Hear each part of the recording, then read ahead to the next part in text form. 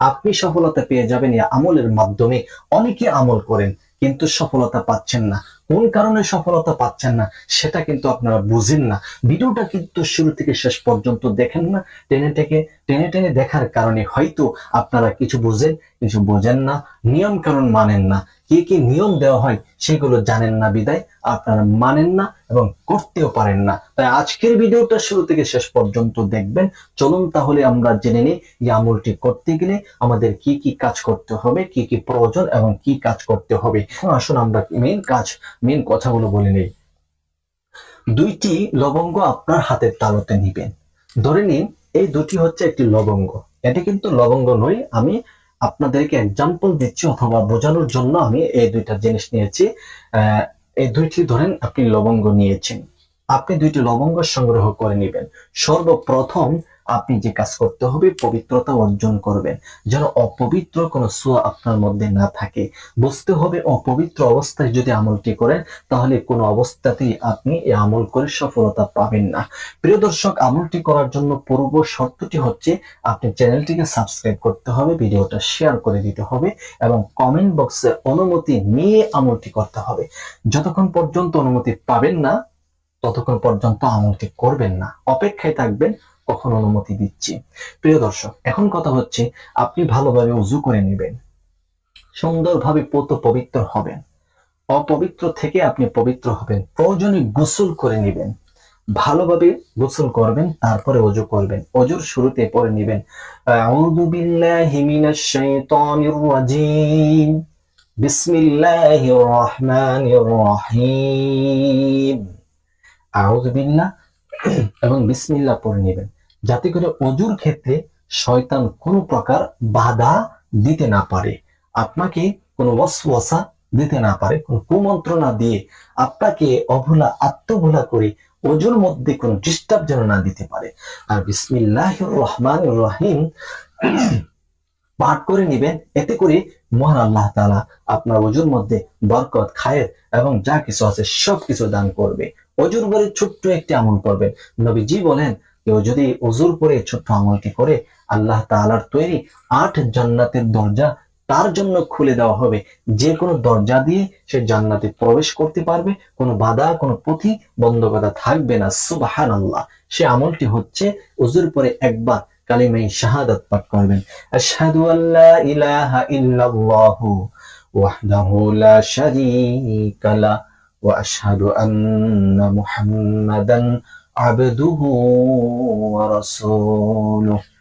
আল্লাহর নবী সাল্লাল্লাহু আলাইহি ওয়াসাল্লাম বলেন, যারা ওযুর পরে একবার কালিমায়ে শাহাদাত পাঠ করবে আল্লাহর তৈরি 8 জান্নাতের দরজা তার জন্য খুলে দেওয়া হবে। যে কোনো দরজা দিয়ে সে জান্নাতে প্রবেশ করতে পারবে, কোনো বাধা, কোনো প্রতিবন্ধকতা থাকবে না। সুবহানাল্লাহ।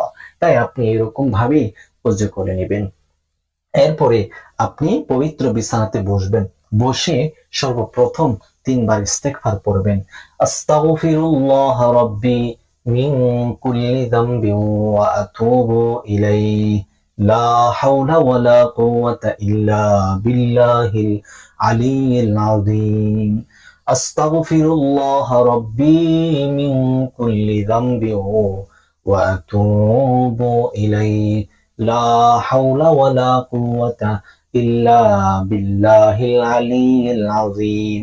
আস্তাগফিরুল্লাহ রাব্বি মিন কুল্লি যামবিন ওয়া আতুবু ইলাইহি লা হাওলা ওয়ালা কুওয়াতা ইল্লা বিল্লাহিল আলিয়্যিল আযীম। এরকম ভাবে দরদ ভরা কণ্ঠ নিয়ে 3 বার ইস্তেগফার এবং প্রিয় নবীজি সাল্লাল্লাহু আলাইহি ওয়াসাল্লামের উপর দরুদ শরীফ পাঠ করে নেবেন। আল্লাহর নবী সাল্লাল্লাহু আলাইহি সাল্লাম বলেন, যে উম্মত তার অন্তরে আমার প্রেম ভালোবাসা জাগ্রত করে মহাব্বতের সহিত মাত্র একবার দরুদ পাঠ করবে, এর বিনিময়ে মহান রব তার আমলনামায় 10টা রহমত দান করবে।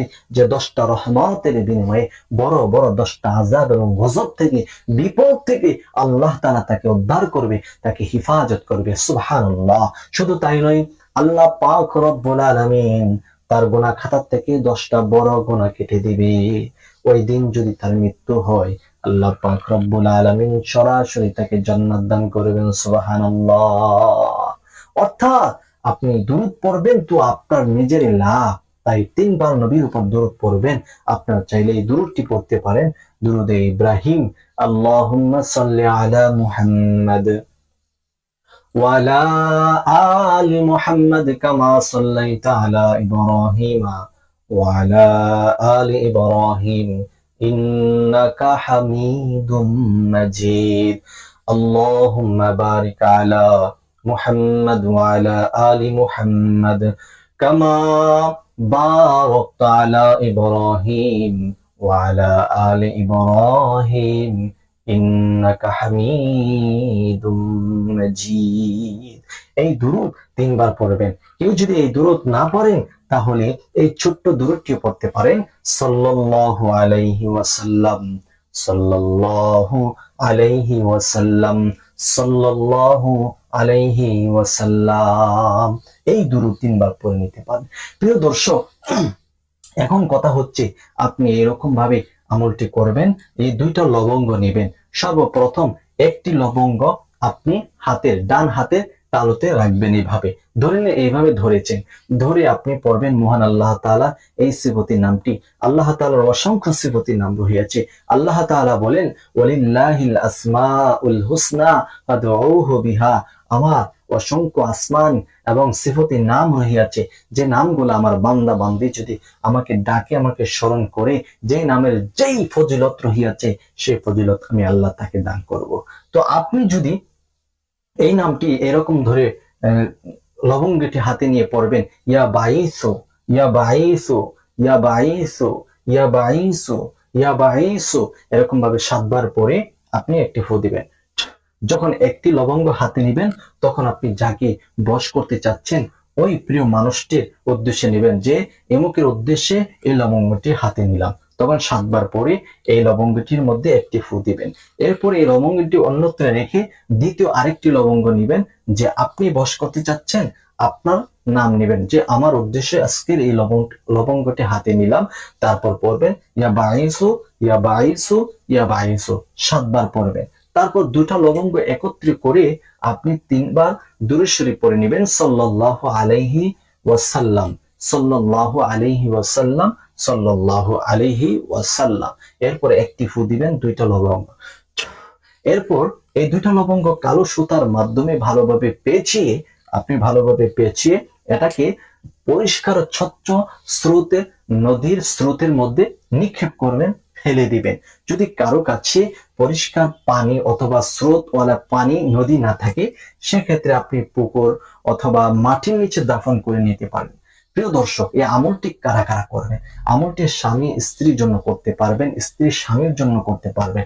কারো সংসার যদি ভেঙে যায়, সে ভাঙ্গা সংসারটাকে জোড়া লাগানোর জন্য আমলটি করতে পারেন। অবাধ্য সন্তানকে বাধ্য করার জন্য আমলটি করতে পারেন। আপনি যদি কাউকে ভালোবেসে থাকেন আর তাকে আপনি বিয়ে করতে চান, সে উদ্দেশ্য আমলটি আপনি করতে পারেন। তবে এই আমলের মাধ্যমে কোনো অসৎ কাজ করা যাবে না, খারাপ কাজ করা যাবে না, এতে বিপরীত হবে।